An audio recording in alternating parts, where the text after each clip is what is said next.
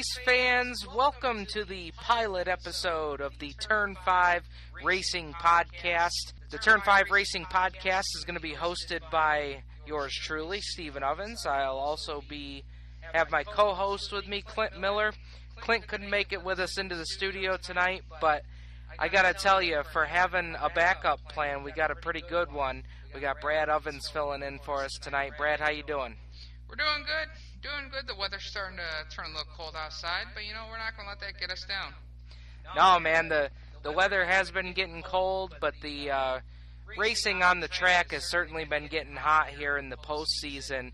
A couple years ago, the World of Outlaws called it their summer of money.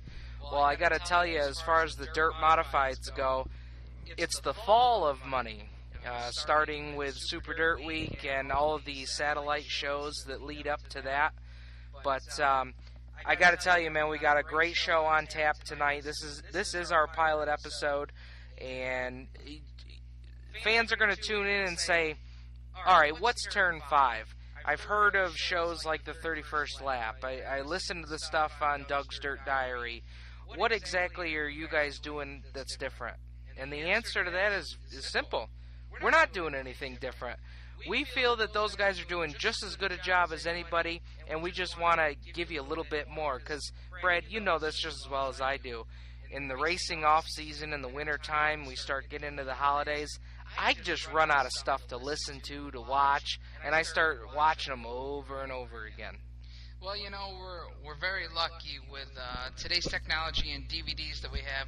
We don't have to worry about wearing out the old VHS cassettes anymore. So, it's a little easier to watch the old racing. But like you said, after you watch the race about 25,000 times, it's about pretty much the same to you. Absolutely, and that's what we're looking to do here is just give our race fans a little bit more to listen to. We are looking at adding video at some point, but for right now we're just going to start with an audio podcast. We do have a fine list of business partners that are coming on board with us, starting with Penny Inn Electronics down in Penny Inn, New York. We've also got Creekside Entertainment. We've got RaceChaserOnline.com, and we're starting off with those guys being on board with us, and I'm sure as time goes on, we'll add a few more. Absolutely, and it's really looking good because like you said, there are a few shows out there, but unfortunately, we don't. Dirt track racing in our area doesn't quite get the same coverage like it used to with Chasing Racing and a lot of the media exposure that we used to have. So, I think it's really going to be good to have Turn 5 here, and I think everybody can look forward to it. I'm really glad you brought up Chasing Racing, too, because when Clint Miller and I first talked about this idea of doing some kind of racing show or radio show or podcast, whatever, that was exactly what we had in mind. We were huge fans of Chasing Racing with Doug Madison and Jack Christensen, and then later on it was Jack and Byrosh, with Byrosh. Or actually, I believe it was Byrosh and Dougie. But, that's really what we wanted to base our show off of, is, those guys did such a great job covering the local guys and reading results and doing that kind of thing. So that's really what we're looking to do here with Turn 5. Coming up on the show, we are going to do a preview show for the Empire 100 taking place over at the Black Rock Speedway this weekend. They've got a huge card on tap for the Dutch Hogue National Open, which is going to feature the Street Stock Empire 100, a small block, big block modified challenge. Always and that is always a good race. Last year, they did the small block, big block challenge. And if you haven't seen a small block, big block challenge at Black Rock Speedway, that is not a modified race you want to miss. No, not at all. Not at all. So you've got the small block and big block challenge. You've also got a crate special for the sportsman guys. You've got the IMCA Empire Series, and another great series coming up as well on Saturday is the Go Nuclear Late Model Challenge Series. These guys come from all over the place. I had an opportunity to go up and film a race for Go Nuclear up at the Humberstone Speedway, and these guys are on top of their game. So those guys are going to put on a good show. Plus, you also have the rear-wheel drive and front-wheel drive, 4 cylinders, and a completion of a street stock feature from Father's Day. And that one, it was a 50-lap affair, and I believe they're continuing around lap 14 or lap 13, something of that sort. So, a lot of racing going on over at Black Rock this weekend. Yeah, this is going to be nuts. When they named it the Dutch Hogue National Open, there is nothing left at the door by the name National Open. With 100 lap, you're going to have probably roughly around 100 to 150, 160 laps of street stock racing, the small block, big block challenge, the Go Nuclear late models, crate special. You've got IMCA modifieds, rear-wheel drive and front-wheel drive 4-cylinder challenges. There's nothing going to be left at the door. Just an amazing show. And oh, by the way, you talk about Empire 100. These street stock guys are going to time trial, which is something that they're not used to doing, and I think is the coolest thing for a special show like this. Last year, Dylan Cece set quick time, and Dylan is going to join us on the show tonight and talk to us about running at Black Rock and the key to getting around that joint. We've got Dylan Cece coming up. We've got Rich Sharpstein coming up, who had a dominant car at Black Rock this year. Picked up a feature win and picked up a feature win along the way at other places as well. He's going to talk about that. And we're also going to bring on a guy who's a late model regular, both at Black Rock and on the BRP Tour Series. Jared Hill is going to join us. He's got a one-off deal for the Empire 100, so he's going to be crawling back into a street stock. He's going to be telling us all about that. We just got a great pilot episode. First up, before we go any further, we're going to get our co-host, who couldn't join us in studio tonight. We're going to get Clint Miller on the line, and when we come back to Turn 5, it is going to be the Shake and Bake preview. We'll be right back with Clint Miller. You're listening to the Turn 5 Racing Podcast, your dirt track racing home for news, discussion, and driver interviews.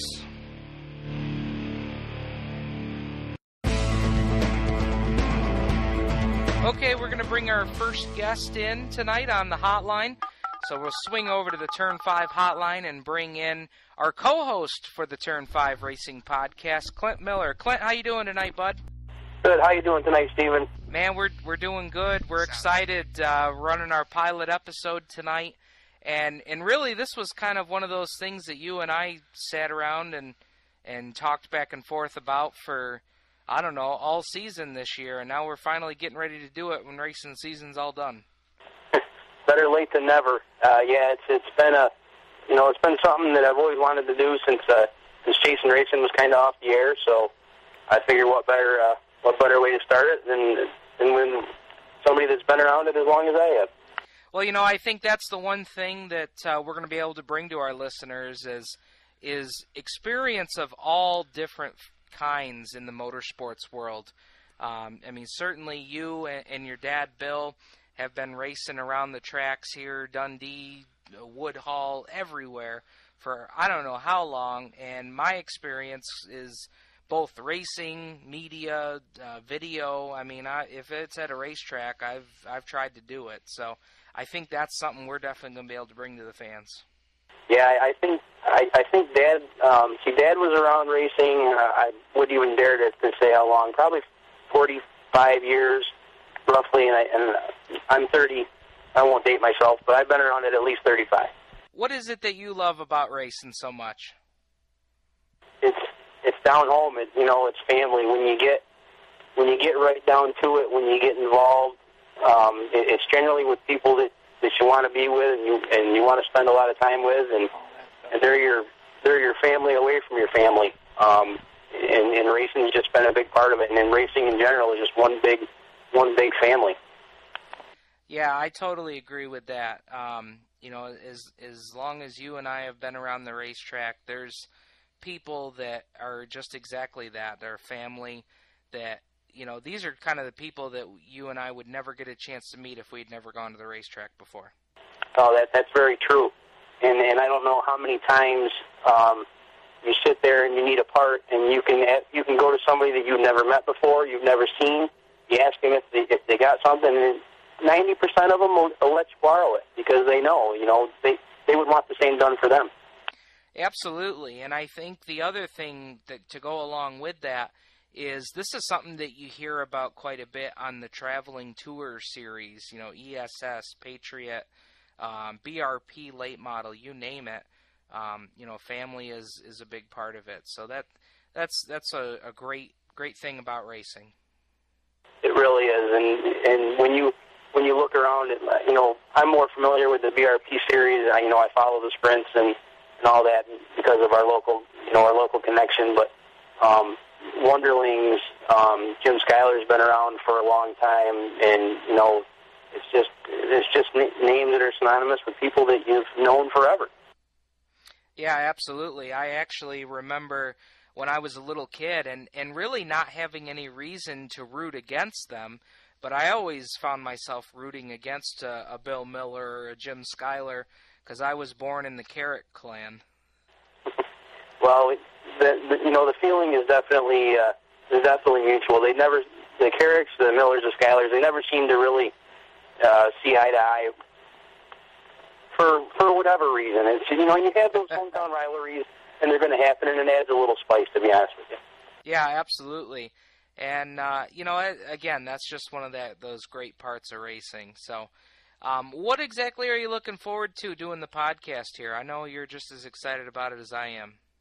I am. I like the fact that I think we need a little local something to get going, because there's a lot of local people that do this, and I think since Chasing Racing has been gone, it seems that the crowds are starting to get down a little, and I think that by getting it out there and trying to get the dirt racing community back and letting it be known, let's try to get people back to the racetrack. Oh, absolutely. I agree with you. And I think the other thing that we want to do here with the Turn 5 podcast is focus a lot on the local Central New York, Finger Lakes region racetracks, your Black Rocks, your Woodhalls, Canandaigua. And I'm telling you, man, my favorite thing of 2014, and I hope it happens, is the reopening of Weedsport Speedway. Oh, I tell you, just by you talking about that, it gives me goosebumps. I didn't go there a lot, but every time I went there, the D-shaped Demon, it was just, that was the place to go. Barefoot Bob McCready and Jack Johnson, Danny Johnson, Alan Johnson. The list goes on.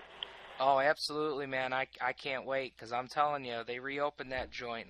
This guy's going to have a season pass. I'm really looking forward to it. I was curious to see how how it went and how the track was. Being how most opening nights tracks have a tendency to be a little rough, but I heard it wasn't the case there. Man, that track was smooth as glass out there at Weedsport during Super Dirt Week, and I can't just to set the picture for you. The track was smooth, and the track was tacky to start with. I can't tell you the last time I saw Weedsport tacky. And not only was the track beautiful, the grandstands were packed. They had so many cars show up for that 358 Modified Series race. They were parking haulers out in the parking lot. And you had cars parked in places that they haven't been parked at Weedsport in a long, long time. And there was just a lot of excitement, and I know they're just gonna hit a home run next year if they open back up.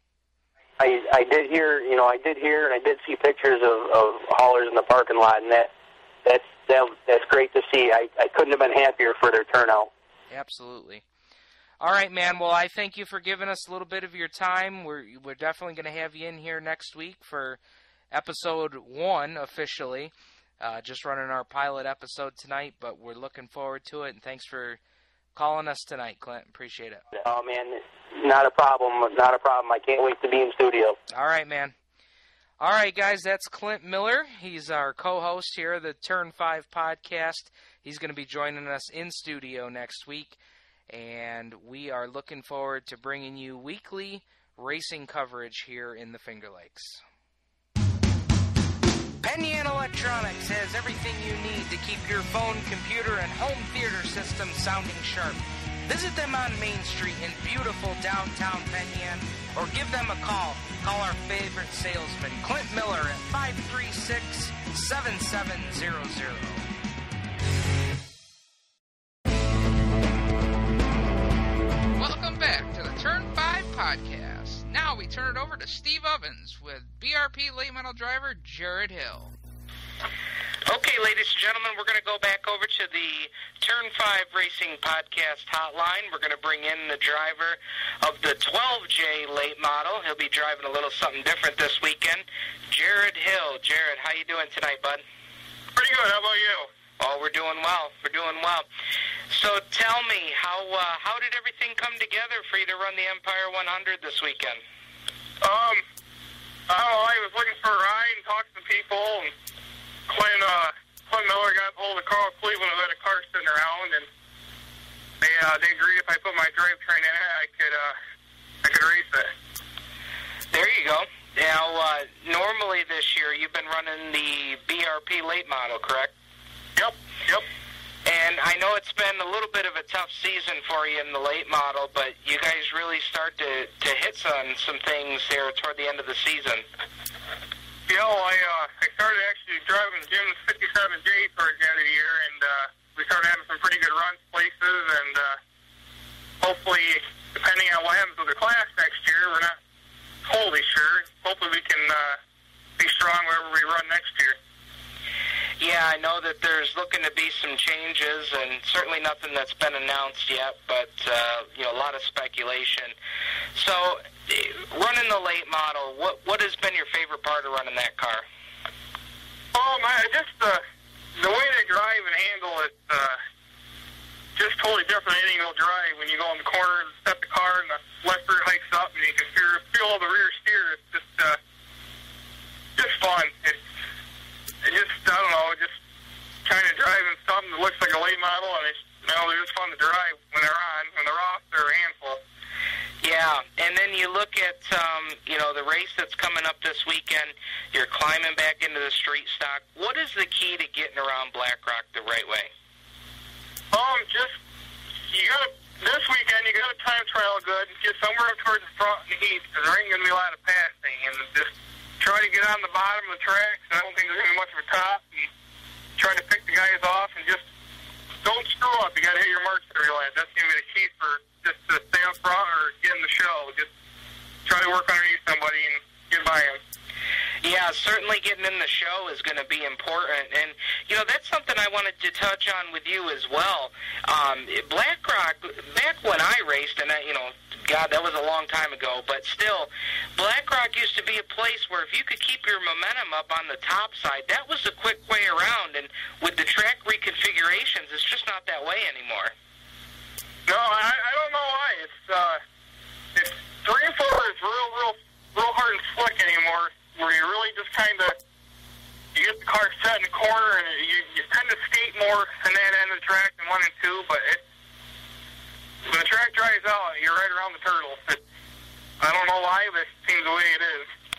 Yeah, it seems that's really the fast way to get around Black Rock anymore. What are you looking for this weekend? Do we have any goals going into the weekend other than making the show? Yeah, I really want to make the show, and I've always had horrible luck in the race. I just want to finish. I've only finished one, and that was 2011 when I finished 4th, and just want to finish in the top 5 again and hopefully have a chance in the last 10 laps to win the race. That'd be nice.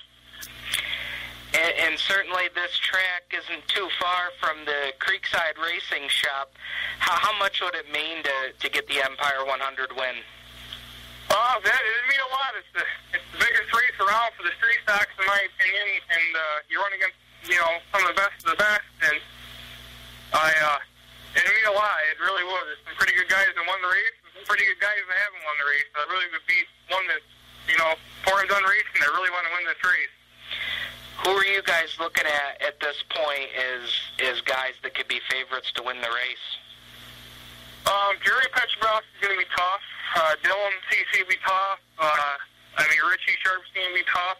A lot of the Southern Tier guys, there's probably going to be 15 cars if circumstances play right and they can keep themselves on the lead lap towards the end, they can win this race. How many cars do you think we're going to get on Saturday? I would say at least 70. I would be really surprised if they ain't at least 70. Yeah, there's been a lot of talk about this show, and I know there's a lot of people that are looking forward to it. But, Jared, we really appreciate you taking some time tonight to talk to us about the Empire 100. And certainly on Saturday over there at Black Rock Speedway, we're going to see you there for the Dutch Oak National Open. Thanks for your time tonight, Jared. Thank you. All right, guys, that's Jared Hill, and he's going to be driving in the Empire 100 this weekend. He's definitely going to be a guy that you want to look out for. And coming up, we're going to talk to a couple more drivers that you're going to want to look out for in the field. Thanks for listening. This is Turn 5. Race Chaser Online is your nationwide hub for short track racing, news, video, and audio. Find them online, www.racechaseronline.com, and also find them on Tuesdays and Thursday nights on Speed 77 Radio on live stream.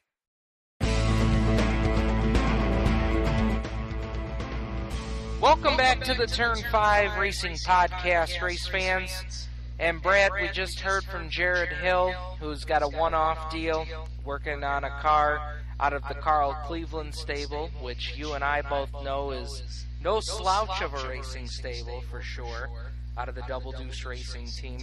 And, Jared is a guy that you can't overlook. He's got a lot of laps in a street stock at Black Rock. Hell, he's got a lot of laps, period, at Black Rock. The guy started in the 4-cylinders. He does. He has a lot of laps. He has laps in the BRP late models. He has laps in the Pro Truck Series when they had it. He's also had wins in that Pro Truck Series, which is virtually almost the same thing as the street stock, but with a truck body on it. So the guy knows how to get around the track in this type of car. He certainly does. And, the other thing, too, is his shop is literally across the creek from the racetrack. And there's not a guy that's closer to the Speedway. There's not a guy that knows the Speedway any better than Jared does.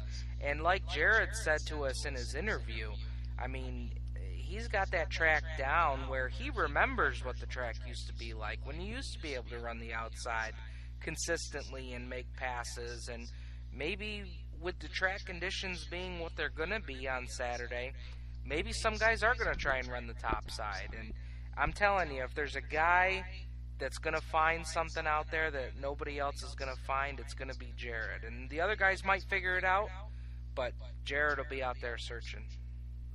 Absolutely. I definitely think you hit it on the nail on the head. Hit the nail on the head, as they like to say. But I think Jared's definitely going to be a guy to watch out for. I think his experience with the late model that he's gotten now is only going to help him, because as we all know, those late models aren't a cakewalk around Central Park. So absolutely. And the one thing that we should touch on too is Jared's got a great crew behind him. There's not a crew in racing over there at Black Rock that works harder than that Creekside Racing crew. They've been putting in a ton of hours this week at the shop just to try and get Jared's car ready for him. And, if you're not following them already, you can check them out on Facebook with Jared Hill. They've got pictures posted of, they've got special pictures, well, not special pictures, but they've got pictures posted of the race shop. And, you've got 3 cars in the shop. They're all torn apart, no bodies on them. They're taking everything apart. They're taking suspensions apart. They're taking wheels off. They're doing everything they can to make sure that car is ready and race ready to go to race a 100-lap race. Yeah, and actually, while you said that, I brought that picture up that we were checking out. It looks like we've got a BRP late model. We've got 1 street stock, 2 street stock, 3 street stock, and Richie's is across town. So you got, 5 cars, including the late model there, getting ready to go. with these guys. One of those street stocks out of the Creekside Racing Shop is that of Dylan Cece's, driver of the number 93.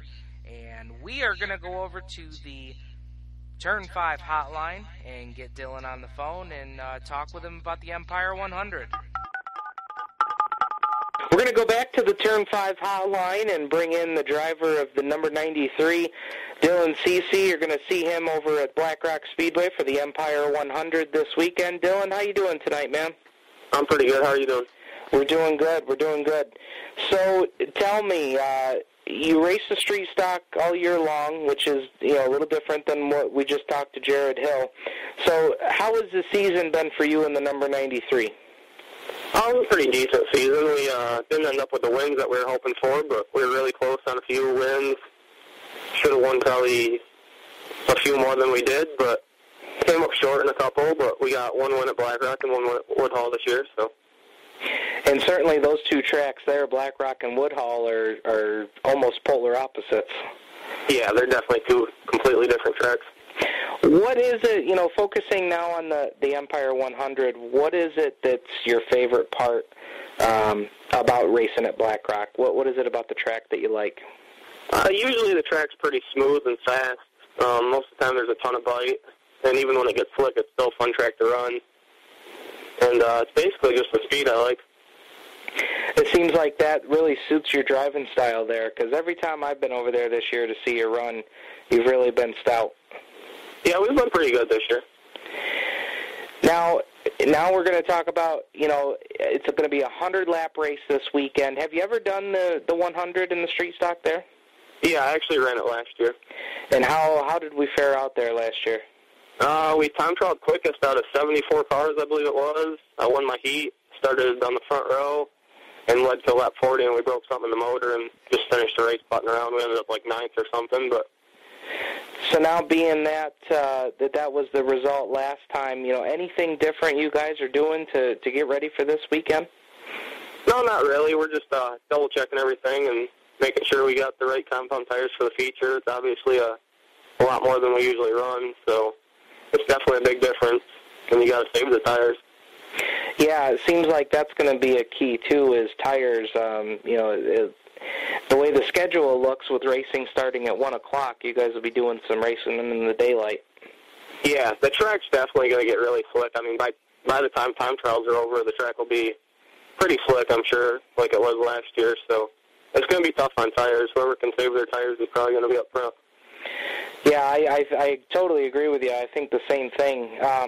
Now, I got to ask you, just knowing some personal information about yourself, I know that you do a lot of racing online. Anything that you do there transfer over to the dirt cars? No, not really. All the online racing is asphalt. So, how much fun do we have doing that? It's definitely not as fun, but it's something to do in the winter when we're bored. There you go. Well, as we like to do with the drivers that we have on here, I want to give you a chance to give some shout-outs to some people that are going to help you get there to the racetrack on Saturday. Yeah, I definitely got to thank my parents. They've been a huge help. My sister, her fiancé, they helped me out all year. My grandparents, my sponsors, Straw Street Service, Elliott Logging, King Market, Turn 6 Photos, my girlfriend for all the help. She supports my racing, surprisingly, so I got to thank everyone that helps out. That's great. All right, Dylan, well, we look forward to seeing you over there on Saturday, and who knows, maybe we'll talking to you this week next time. All right, hopefully. See you guys later. All right, guys, that's Dylan Cece, driver of the 93. You're going to see him over at Black Rock on Saturday for the Empire 100. Thanks for listening to Turn 5. We'll be right back.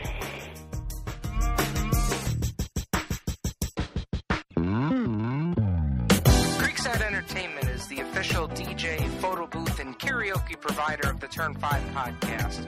You can visit them online at creeksideentertainmentdj.com or call Stu at 315-481-9700.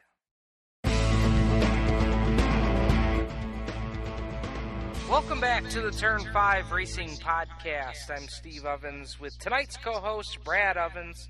Brad, we just heard from Dylan Cece. And like we said at the top of the show, it's going to be a guy that you got to watch for.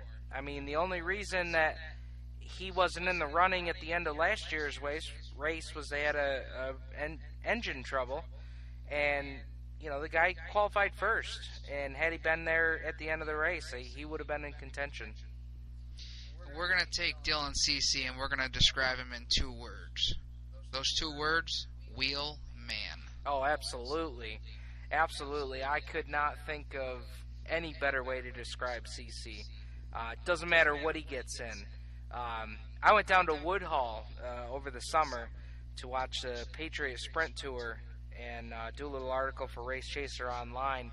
After the races were over, they stuck CC in a modified and let him go around Woodhull in the modified, and then they posted a video up on on Facebook later on, and just exactly what you just said, wheelman. And I don't see any reason why CC can't be up in a higher class in the next couple of years. I definitely think it's going to be something to look forward to. The way that he's going right now, I mean, the kid's got a future in racing. Whether he sticks it here with the dirt racing and goes up to the ranks, or, I definitely think he's got a future in the asphalt racing. He may not really admit it too much, but, I think he's definitely got a future with the asphalt racing. I mean, iRacing, it's simulation racing, but, a lot of guys, Tony Stewart, Carl Edwards, those guys have said, that iRacing simulation is as close to actual racing that, those guys can get, and, I'd take the credibility from Tony Stewart coming from a guy, a multi-time NASCAR champion. Yeah, the original wheelman, if you will, Tony Stewart. And yeah, no, you're absolutely right, and I think the sky's the limit for CC. But here's the other thing that I want to say about him too. He's done it the right way. He started in the Black Rock Bandits, and you and I both have a wealth of knowledge from the Black Rock Bandits. That is where these drivers need to start, and that's where CC started, got a lot of good experience, so that now when he's up in the street stock getting ready for the Empire 100, he's got a lot of laps under his belt, and Letson goes out and qualifies first and is in contention for the win in the first half of the race. So CC's a guy you want to watch for, but I'm going to tell you, Brad, as much as you got to watch for CC, you also got to watch for the next guy that we're going to talk to, and that's the driver of the Flying X. You're listening to the Turn 5 Racing Podcast. Okay, guys, we're back here on Turn 5. We're about ready to get our last interview of the night, so we'll swing over to the Turn 5 hotline and bring in the driver of the Flying X, Rich Sharpstein. Rich, how you doing tonight, man? Oh, we're just staying busy trying to get cars ready for the big weekend of Black Rock this weekend. Yeah, I heard there's a big race over there this weekend. Yeah, we got our end-of-the-year 100-lapper, plus we got makeup from Father's Day, so there's a lot of racing for us that day. I forgot all about that. You guys got the finish of that race. Do you know how much is left of that race? 36 laps of that one. Okay, and that was that originally a 50-lapper? Yes. Okay. So you guys have actually got a lot on your plate that you guys are preparing for. Yeah, it's like 160 or 150 laps of racing. So yeah, we're just trying to make sure everything's 100% and give it our best shot, both of them. So any focus areas that you guys are looking at this week on the car? I know you've been running the street stock all year. We talked to Jared earlier, who has run the late model more and is just kind of doing the one-off thing this weekend. But, for somebody that's drove the car all year long, is there anything you got to look at getting ready to do all this racing this weekend? Our biggest thing is we're going back to the setup where we were at the beginning of the year when we were winning races, and then we kind of strayed away from it, thinking we could always make the car better. And in the long run, it actually hurt us down the road. So we're going back to where we were at the beginning of the year and hope for the best with that. Yeah, I mean, it seems like when you try something like that to go yourself a little bit quicker, it always seems like, God, man, we got to go back to square one where we started from. Yeah, it's something we probably should have done, but we just kept straying farther and farther away, and we kept trying to do things that other chassis builders are recommending, and it really just it does not work well with the car that we have. So we got to go back to what we know works and go from there. Yeah. And what a weekend to go back to square one, you know, getting ready for the Empire 100. What are you guys looking for this weekend? Well, I'm personally, I feel that in the 100 that we got one of the cars to beat. I mean, as a Black Rock regular, I think it'll come down to one of the Black Rock regulars, I'd say. And we were one of the fastest ones there week in and week out, so I think we got a real good chance at it. I absolutely agree with that. I mean, you guys have had just a stout piece all year long. And really, yes, you guys have run Black Rock every week, but you guys have really done some traveling with the Flying X this year. Yeah, we've gone to Woodhall, Skyline, Thunder Mountain, and every place we've gone with it, we've been competitive. And Black Rock, we feel, sets our own stomping ground that we're one up on all the outsiders coming in. Yeah, and I asked this question to Jared earlier in the show. Being that you guys are some of the hometown heroes this weekend, what would it mean to pull down a win like this weekend? It'd definitely be probably the biggest win of my career. And I've been in the race one other time, and I missed the show last year. And ever since they come out with this race, as a street stock driver or as anybody, I mean, you can even ask people like Bob Bono and stuff like that. To win this race means more to us local guys and stuff like that than it'd be like somebody out going out in NASCAR winning the 500. Wow, that's good stuff, man. And I got to ask you one more question on top of that. Would this beat any of the track championship? It would. That's hard to say because my championship last year at Black Rock was something I tried. I mean, it took me like 14 years of trying to get it, but it would definitely be right up there with it. It'd be more than any win I've ever had, and it run a real close second to the championship last year. Yeah, man, winning a championship there is just something that you're always going to have with you. Doesn't matter what class you get it in. And that's how I look at it too. I totally feel you on that one. So, all right, man. Well, before we get you out of here, and we certainly thank you for your time, we want to give you an opportunity to give a little call to all the people that are going to help you get there this weekend. I got to thank my grandmother and great-grandmother, Roger and my mom, Jeremy, JJ, all the crew guys, Jared, Paul. There's a group of us that have pretty much dedicated a lot of time and hours, and everybody's kind of pulling together to make sure we got everything we need to go. Couldn't do it without the sponsors, Juanita Inn, Our Family Circle Tax Service, A+ Superior Service, WJS Construction with beer goggles, Creekside Entertainment, Jared Hill and them, they're right across town. We kind of try to help each other when we can. So without all them people, we wouldn't be going racing this weekend. Yeah, you guys are certainly coming with a strong team this weekend, and I think you guys are certainly going to be one of the favorites. So we wish you a lot of luck, and we certainly thank you for coming on the Turn 5 Racing Podcast tonight, man. All righty, thank you. All right, guys, that's Rich Sharpstein, driver of the Flying X, and I'm telling you, he's going to be a guy you got to watch out for on Saturday in the Empire 100 at the Dutch Hogue National Open. We'll be right back here with Turn 5. You're listening to the Turn 5 Racing Podcast, your dirt track racing home for news, discussion, and driver interviews.